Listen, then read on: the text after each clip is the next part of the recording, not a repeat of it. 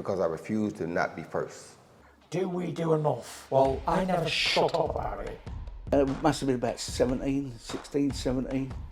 We nicked their guilt rings. Right, the bouncer's guilt ring. This is no good for me. That's the reality. If you want the honest truth, and I see it every day. This is Umar Ahmed for IFLTV, proudly sponsored by Everlast. It is fight week for West London's charge, David Adeleye.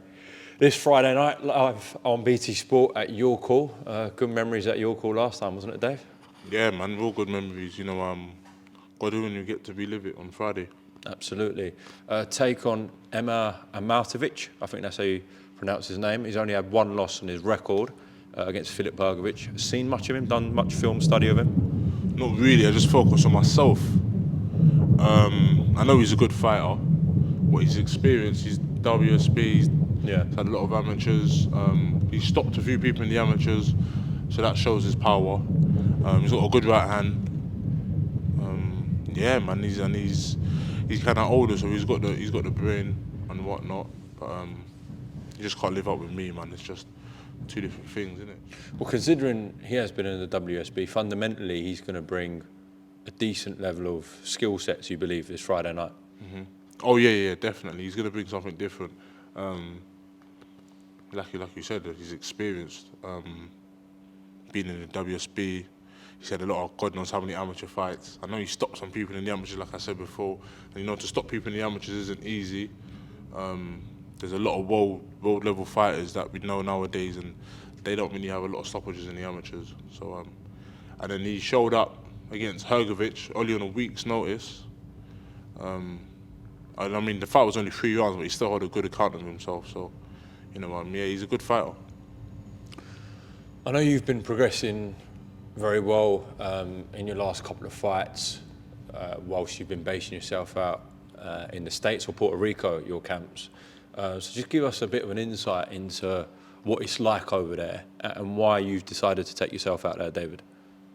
Just get away from London, you know, train, study the game, no distractions, and yeah, life's good over there. I think things are a lot more simple, and they're not like, I mean, people take you for who you are rather than what you got on or what you're wearing and status and whatnot.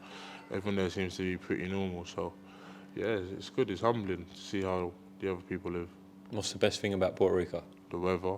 You know what, I don't even really like the sun, but in terms of training, it's lovely. You're always losing weight and sweating and whatnot. And bloody, you end up drinking all your waters, so it's good. And the sparring out there, talk to me about that. Yeah, real good work. You know, we brought in a sparring partner. Yeah, from America. It was real good work. We were getting a lot of runs in. Then we was in Miami sparring a lot of people.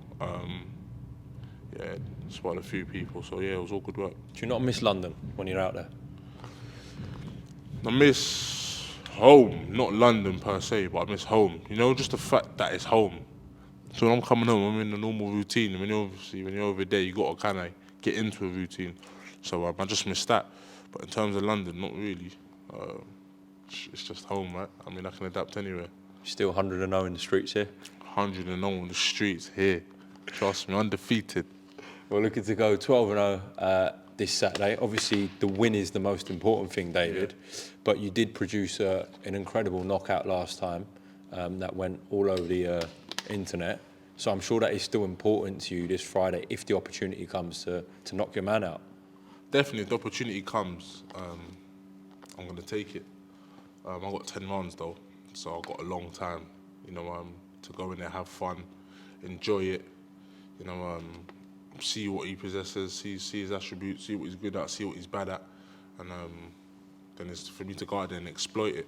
I know what I bring to the table, and I know the sort of man I am, so you've got to go out there and see the sort of man he is. And like I said, I've got 10 rounds, so that's a long time to give someone punishment. What sort of man are you? A hard one. I know what you're trying to do, you're trying to draw me up, but no, I'm a hard man, for real. So, I mean, yeah, you know the sort of man I am. It's just, I mean, I suppose a lot of fighters are, but some fighters really are, some fighters ain't. Some people blag the way to the top, some people really have to graft the way to the top. Feel like whilst you've been out in Puerto Rico as well, getting quality sparring, quality training, you're punching quicker, you're punching harder? Yeah, you know, I always punch hard and fast anyways. It's just about perfecting certain things and seeing certain opportunities and taking advantage of them and working on my attributes, you know, and seeing what I can do better. So, yeah. Going to bring out a lot of fans this Friday night as well. We'll see. We'll see. Well, the whole of your call was packed last time with your Yeah. fans for the main event, so it was loud in there as well. Yeah, no, it was good. It's a good atmosphere. When it's busy and there's people there supporting you, it's a good atmosphere. I'd rather headline the York Call with people that are there to support me than box the undercard. And then when you're sitting with people and you ask who the person is fighting, and the person is like, I don't know, I'm just here for the main event. So it's a bit like, what the hell? So. Yeah, a few people have No digs. had a few people had a couple of digs at you saying, "Oh, I get paid more than them, so it don't really matter. I'll fight in the car park for the money I'm on right now, so it's all good. What, you know what the other I British know. heavyweights earn? Mate, I get paid more than they do, so especially at this stage in my career as well. So yeah, I mean, I don't fight for the money. I fight because I love the sport, and I'm a fighting man. You know, I started boxing at a young age. I never started it for the money. I started it for the love. So it's never about the money, but if we're gonna get into it, then you know, we can start showing paychecks or whatnot and invoices, and then we'll go from there. Okay, well, maybe if the other heavyweights around the domestic scene want to get into that, then you can go for that. But at the moment, we'll leave the invoices and receipts off public domain. David, I do want to get your opinion on what happened a few weeks ago. It was a massive talking point, and this is your first time that you're speaking on it, and people will want to know your view because a lot of people thought you should have been mandated for the British title. Obviously, it ended up being Frazer Clarke, who then withdrew from the purse bids on the day of the purse bids. When you heard that news when you were out in Puerto Rico, what did you make of it? Funny. See, I found out before it even happened, but it's all funny, innit? It's just, look, I voiced my opinion on it when it first happened, when he first got mandated. I weren't really tripping. Of course I was upset, but I mean, I was pissed. Like, I'm a fighting man, you know. I want to fight for belts. I want to be in a certain stage of my career. So, of course I was upset. But at the end of the day, I move forward and we go on. I remember people were like, oh, like mocking me, David's crying. You think I'm upset about something like that? Like, I'm not going to be upset about that. There's so many other routes I could go down. And then when I'm hearing Frazer Clarke, I heard he was actually crying. So I'm like, wait, what? This guy was actually... They tried to mock me thinking, and he was actually crying. It's just crazy, but I ain't here to get into it. Like I say, man, it's just a bit... It's one of them ones where you got to leave the talking for them. You know, nobody really cares about your opinion, so what's the point of giving it? No, people will care about your opinion because you're right in that mix. So, but what, you heard he was crying about this? Where did you hear that? Yeah. You ask him. I'm not gonna start dissing under these fighters, man. I don't know what it means to them, so I'm not gonna do all of that. But yeah, he was crying and that, so it's so mad. I mean, you said there was, obviously you were annoyed when Frazer was mandated and wasn't you, but then you sort of, I remember speaking to you actually during the Joyce fight week, and you said, I'm over it now, I don't really care. But then the fact that that fight didn't even materialise, your promoter was quite frustrated about this as well. He said he was annoyed, Frank, that, you know, there was a lot of time wasted and it could have been Fabio and David that boxed each other. Yeah, and I mean, a lot of people said they wanted to see that fight. It would have been a good fight. You know, he's an internet boy, I'm a real life boy. You know, so yeah, it would have been good. It would have been a good little build-up.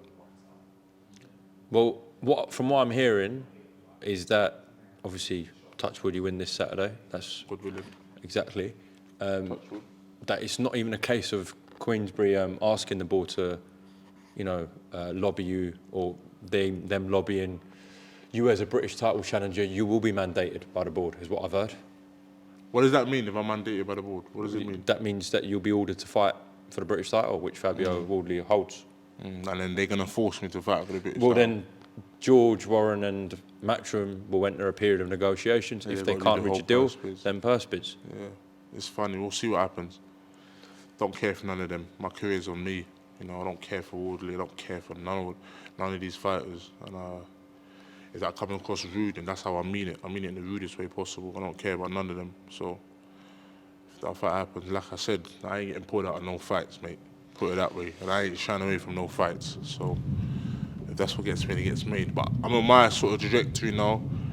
It's funny, it's like, and I don't mean to sound a certain way, but it's like having a woman and then your woman, she kind of dumps you, then you're like, you know what, fuck it, let me just go for the sighting. And then the sighting starts leveling up. The sighting's going to be like, no, who am I? Because when you had options, you didn't choose me. You only choose me because you got no options. That's how you feel. That's how I feel. There's no other option. So it's like, fuck it, go on, Adeleye, just step up.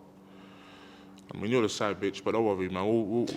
We'll make you the main one right now. But do you not have to take personal feelings like that out of it and just do what's best for you, which would be fighting in that fight for the British title? If that's what's best for me, then that's what I want to do. What could there be potential other options going down a world ranking route? I know you are world ranked with the WBO, actually in the top 15. Yeah, I don't know, because like I say, if any fights do happen, I'm not getting pulled out of them. So David Adeleye won't be pulling out no purse bids.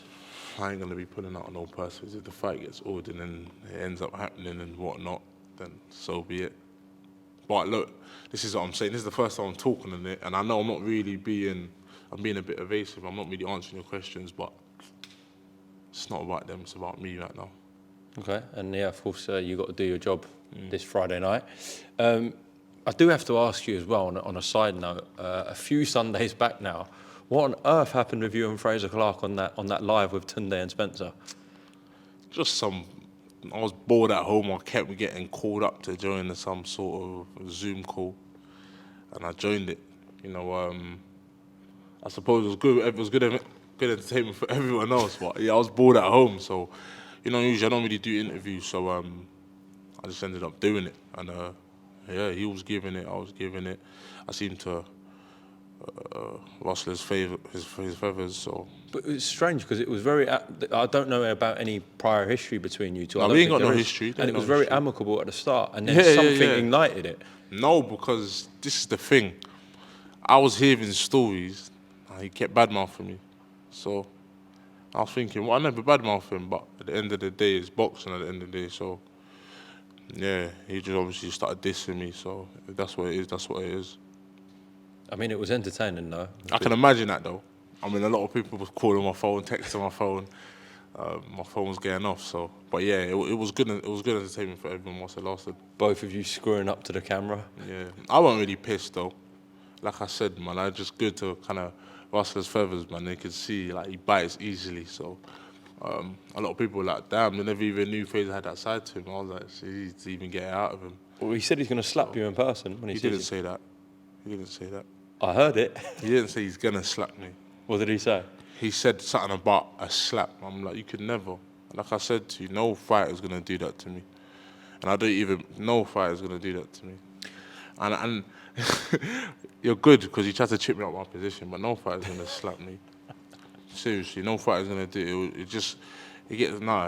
Trust me, it will get so long that they wouldn't trust me. In every aspect, it will get long for them. And I'll make an example of any fighter that thinks they can do that. And when I say I'll make an example out of them, they're going to trust me. I'm talking yeah, man. No fighter can go as far to put their finger in my face, let alone put their hands on me. What? No one's going to do that. Do you blame him for that situation about pulling out, or his team? Did you read much into it? I don't know much what happened, but I think he wanted to, for the way it sounded like he wanted to fight. So I don't think it's his fault, but boy, oh boy, man. I mean, it ended up happening anyways. I mean, at the end of the day, though, the fighter does have the final say. If the fighter wants that fight to happen, it's going to happen, and he does have the final say. So. Okay, well, everyone tune in to BT Sport this Friday night, or if not, get down to your call. David Adeleye is back in action. Is there anything you'd like to leave with your fans watching this? Straight knockouts. Don't get paid overtime. The judges won't be needed. Thank you for your time. Appreciate it.